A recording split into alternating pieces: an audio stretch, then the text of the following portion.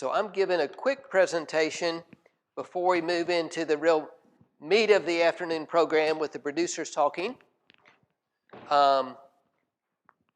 We have the opportunity, as Brandon mentioned, to host in Kentucky the International Grassland Congress. Just a couple of highlights from that. First of all, this Congress has been going for almost 100 years. We've just recently written a history of it. You notice, or it's hard to read, but it's only been twice in the U.S., 52 in Pennsylvania, 81 in Kentucky. So we're having it just for the third time in the U.S. Meeting of, as Brandon mentioned, people from over 60 countries will be here in attendance. And my main reason to talk to you is to say, should I consider coming, or should you consider coming? Here's a photo from the Pennsylvania meeting with a quote from that. This meeting not only gets researchers together and producers and extension, but really kind of sets the course for research, for policy, etc., in the area of forage and grassland research and extension. Here's the one in Kentucky. Dr. John Baylor spoke at this meeting a few years ago before he passed away. He was a key figure in organizing the last meeting that was held in Kentucky.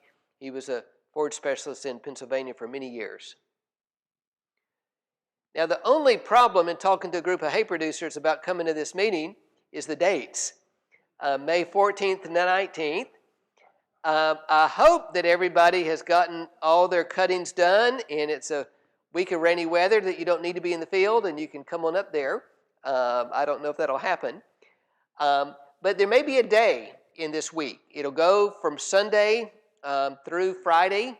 The Monday, Tuesday, and Thursday will be full days of programming, so you may decide to come to one of those days. Kentucky Forage and Grassland Council actually is going to have in some scholarships available. I'll be sending a note out to all the KFGC members if you want to apply for one of those scholarships. The themes cover the gamut from grassland production theme 2 all the way to things like policies that are enacted. And a lot of, if you go to the website, you see even under each of those themes, there's a whole lot of details. We've got over 500 presentations that will be given during those 5 days.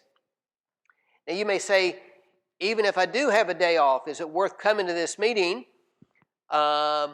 We do have some presentations that are very practical oriented. If you go to the program, and so here's one on cover crops and how people might go about grazing those cover crops. There's other ones that are more academic in nature, and some in between, like this last one on forage quality. But every one of the sessions that are in the morning and in the afternoon, there's 8 different programs at the same time. There'll be ones to choose from that are more applied during each of the times.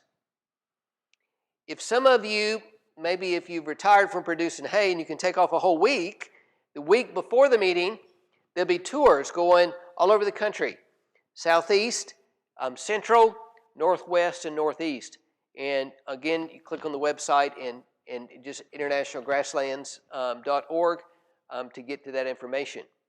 One will start down at the King Ranch, the one that's the Central Grasslands Tour in South Texas.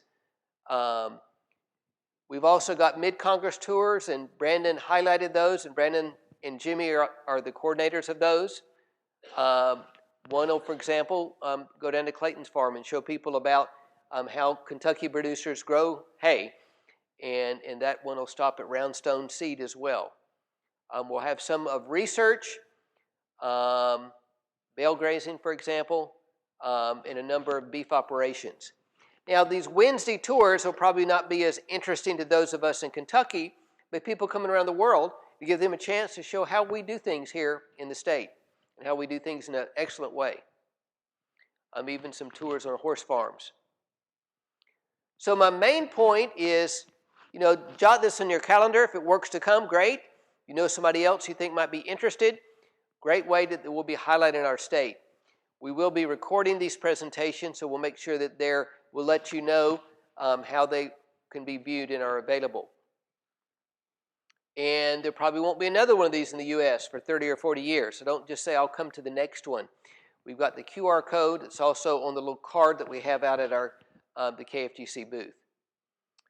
So without further ado, Chris, let me shift from being speaker to moderator.